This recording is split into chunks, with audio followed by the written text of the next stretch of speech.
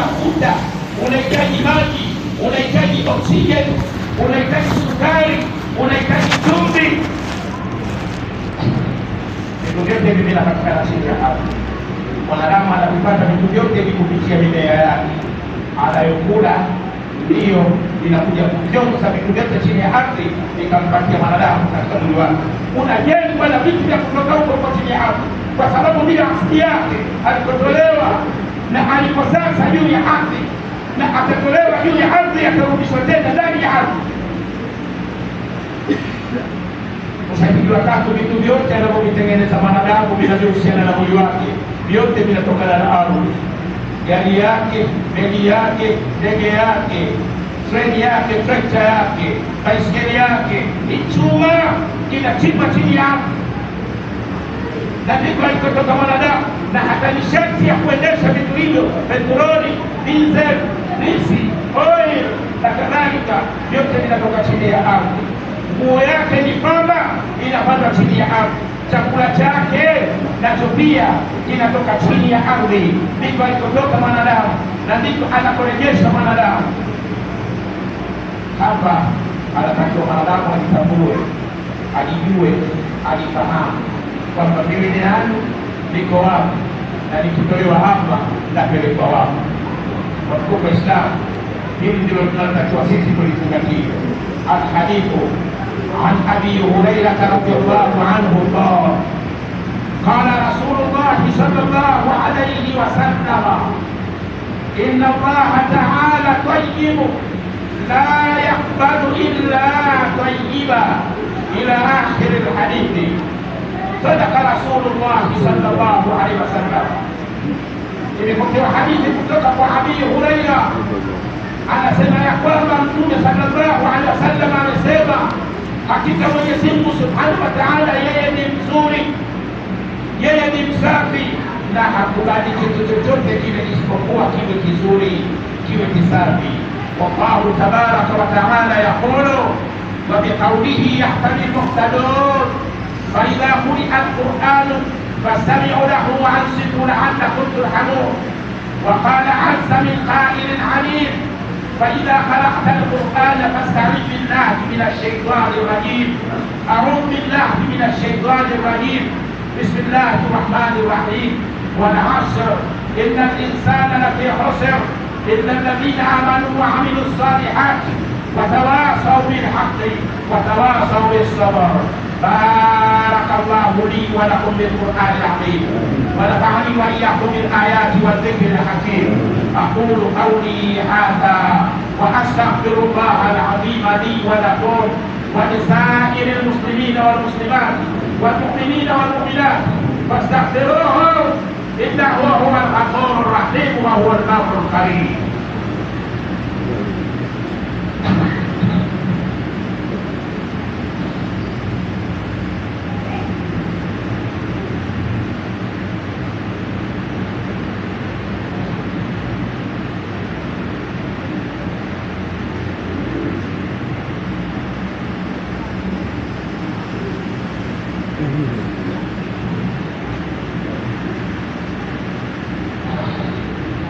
الحمد لله رب العالمين، وأشهد أن لا إله إلا الله وحده لا شريك له، وأشهد أن سيدنا محمدا عبده ورسوله.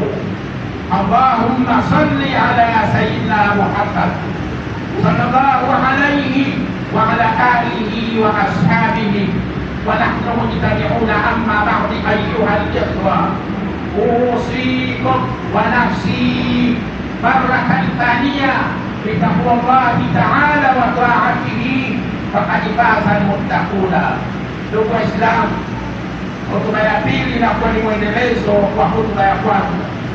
Watukufu Waislamu, mwanadamu katika kuumbwa kwake ndani ya tumbo la mama yake, namo pia anaumbwa kutokana na udongo.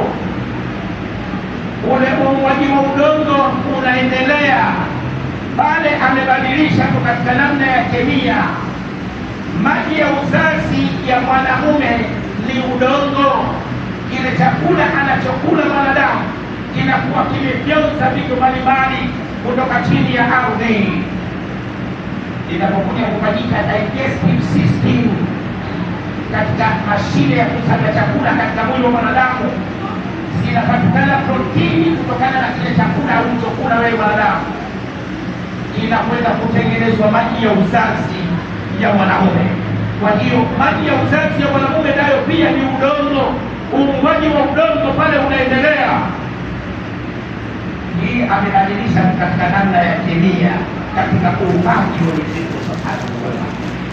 Watukufu wa Islam, anaeleza katika sura ya 32 sura 9 aya ya 8, thumma ja'ala naslahu min sulalatin min ma'in mahin, kisha tukakifanya kizazi chake kutokana na mchujo wa maji yaliyokuwa madhalilifu. Hapa limetumika pia neno sulala kama lilivyotumika sulala katika udongo, walaqad khalaqna al-insana min sulalatin min tin. Na hapa pia katika maji limetumika neno sulala. Sulala ni udongo maalum unaopatikana ndani ya udongo, ni udongo uliokuwa safi kabisa, uliochujwa, ulioondolewa takataka zote. Maji ya uzazi ya mwanamume pia ni udongo, baada ya kufanyika mchujo ndio yamepatikana maji ya uzazi ya mwanamume. Katika Uislamu, ikiwa mwanadamu na yeye anatokana na ardhi,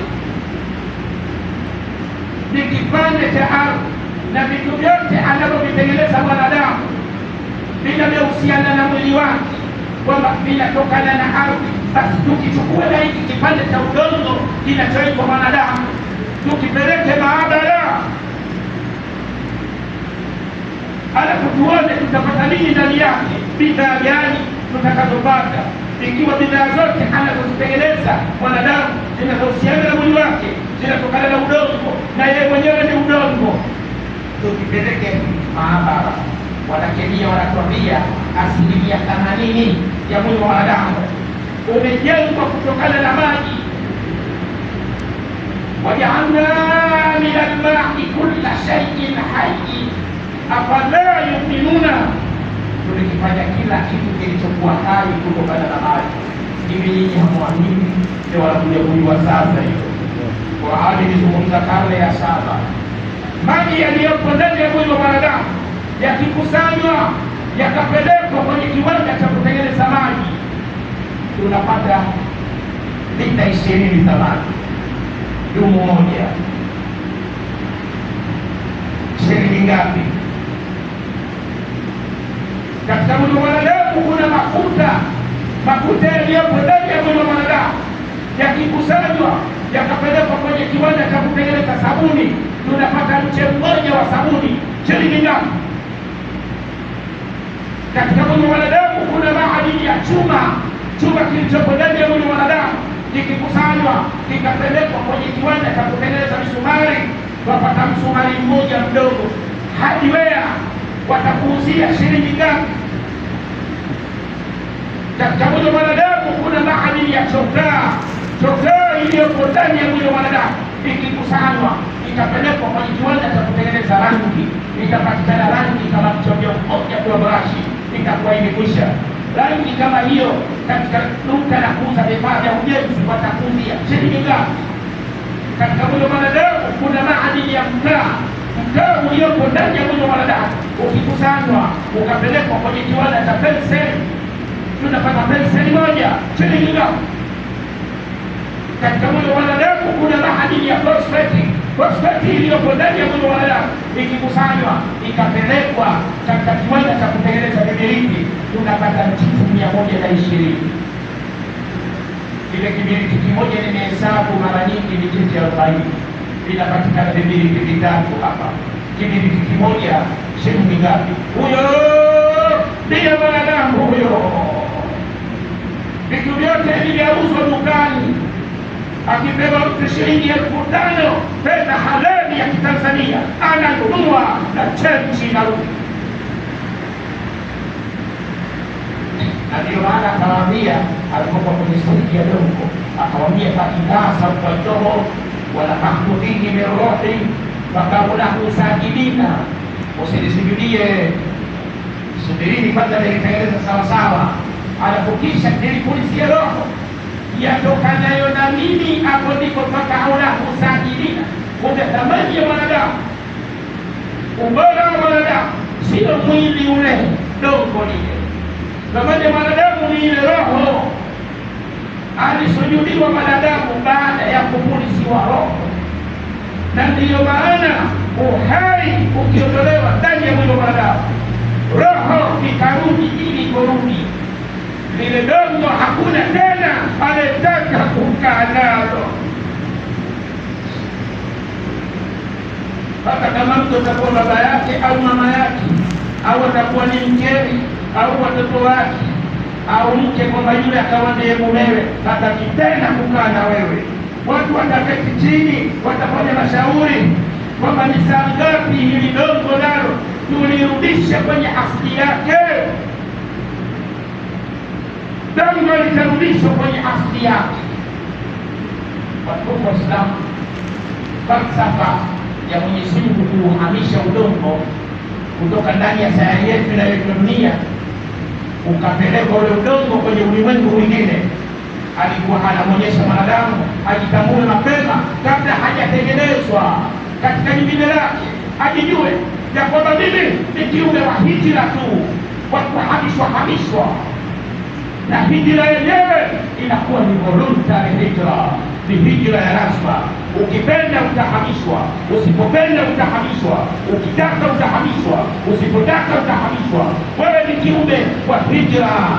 Na pia ile hijra ya Mtume sallallahu alaihi wasallam na masahaba wake kuhama kutoka Makka na kuhamia Madina mwaka wa 622, itukumbushe sisi juu ya hijra yetu ya lazima ya kuhamishwa sasa katika udongo wa ardhi na kupelekwa ndani ya tumbo la ardhi.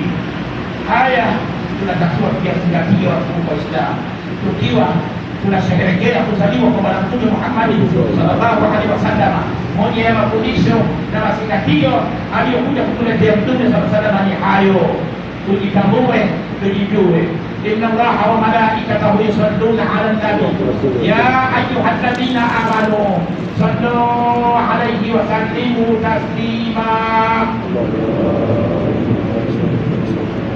وارض اللهم عن الأربعة الخلفاء الراشدون أمير المؤمنين سيدنا أبي بكر الصديق، وأمير المؤمنين سيدنا عمر بن الخطاب، وأمير المؤمنين سيدنا عثمان بن عفان، وأمير المؤمنين سيدنا علي بن أبي طالب، وبقية من أصحاب رسول الله صلى الله عليه وسلم أجمعين رضوان الله تعالى عليهم وأزواجه وأولاده والتابعين التابعين لهم بإحسان إلى يوم يبعثون.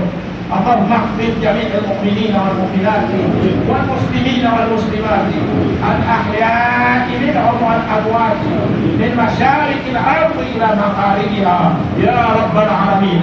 اللهم إنا نسألك في هذا يومنا وفي هذه ساعتنا وفي هذا شهرنا أوله وواسطه وآخره كثير البركات، ونجنا من كل شر والبلاء والفتنة والحسد والمرض والمعاصي يا رب العالمين.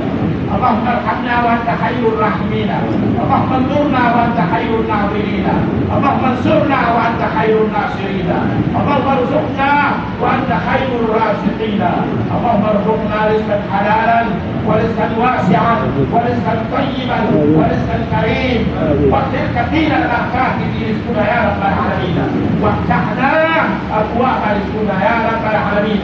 اللهم انا نسالك حسن الخاتمه يا رب العالمين. ربنا آتنا في الدنيا حسنة وفي الآخرة حسنة وقنا عذاب النار. عباد الله، إن الله يأمر بالعدل والإحسان وإيتاء ذي القربى وينهى عن الفحشاء والمنكر والبغي يعظكم لعلكم تذكرون. فاذكروا الله يذكركم واشكروه على نعمه